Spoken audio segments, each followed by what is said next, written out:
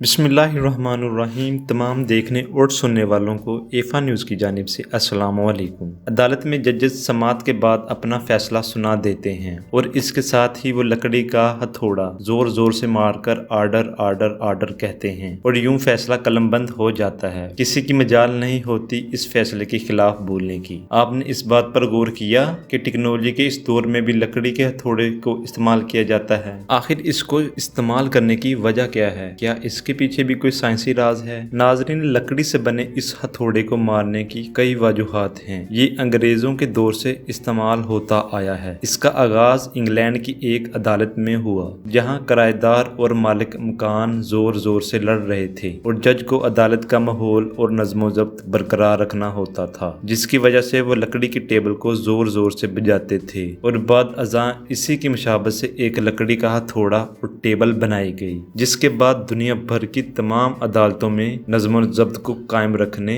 और जज की बात पर तवज्जो देने के लिए लकड़ी का हथौड़ा इस्तेमाल किया जाने लगा। अब तक के लिए इतना ही। मिलते हैं अगली वीडियो में, तब तक के लिए अल्लाह हाफिज।